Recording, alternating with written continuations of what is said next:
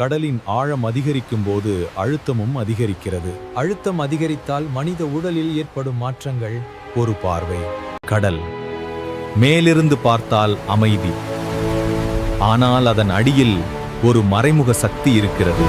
நாம் நீரில் மூழ்கத் தொடங்கும் ஒவ்வொரு வினாடியிலும் அழுத்தம் நம்மை சுற்றி அதிகரிக்க ஆரம்பிக்கிறது. 10 மீட்டர் ஆழம் சென்றால் ஒரு கூடுதல் வானழுத்தம் நம்மை அழுத்துகிறது. 20 மீட்டர், 30 மீட்டர், 40 மீட்டர் ஆழம் அதிகரிக்க அழுத்தமும் பல மடங்கு உயரும். நம்முடைய உடல் பெரும்பாலும் நீரால் ஆனது.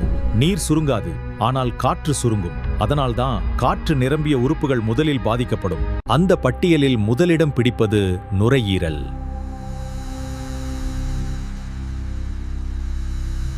நுரையீரல் முழுவதும் காற்றால் நிரம்பிய அமைப்பு. அழுத்தம் அதிகரிக்க அது சுருங்கத் தொடங்கும். மூச்சு பிடித்து ஆழத்தில் சென்றால் நுரையீரல் உள்ளே இருக்கும் காற்று குறையும். இதுதான் லங் ஸ்குவீஸ் எனப்படும் நிலை. மிகவும் ஆபத்தானது. அடுத்ததாக பாதிக்கப்படுவது நம்முடைய காதுகள்.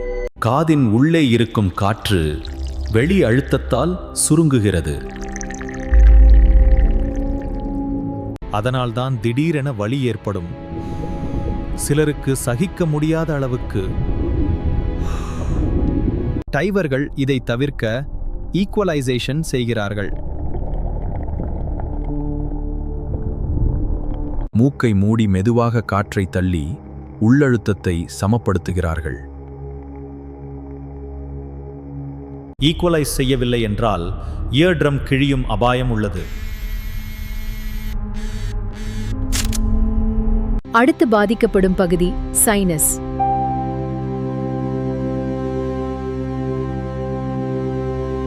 சைனஸிலும் காற்று நிரம்பியிருக்கும். அழுத்தம் அதையும் சுருக்குகிறது. இதனால் தலைவலி, முகத்தில் அழுத்த உணர்வு உருவாகும். ஆழம் 30 மீட்டரை கடந்தால் மற்றொரு அபாயம் தொடங்குகிறது.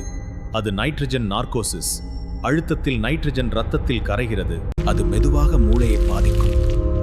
மயக்கம், குழப்பம். சில நேரங்களில் டைவர் தவறான முடிவுகள் எடுக்கலாம்.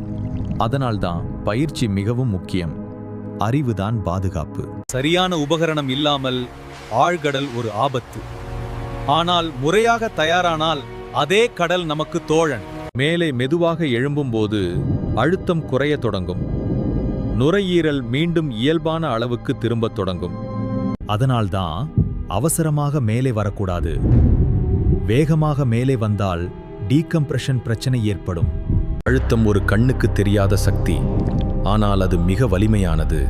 ஆழத்தில் முதலில் சோதிக்கப்படுவது நுரையீரல், அடுத்து காதுகள், பின் சைனஸ். ஆழம் அதிகமானால் மூளையும் பாதிக்கப்படும். கடல் அழகானது, ஆனால் அது மரியாதை கேட்கிறது. அறிவில்லாமல் சென்றால் அழுத்தம் நம்மை சோதிக்கும். அறிவுடன் சென்றால் அதே ஆழம் நமக்கு அனுபவமாக மாறும். கடலை நேசி, ஆனால் அதன் அழுத்தத்தை மதித்து நட.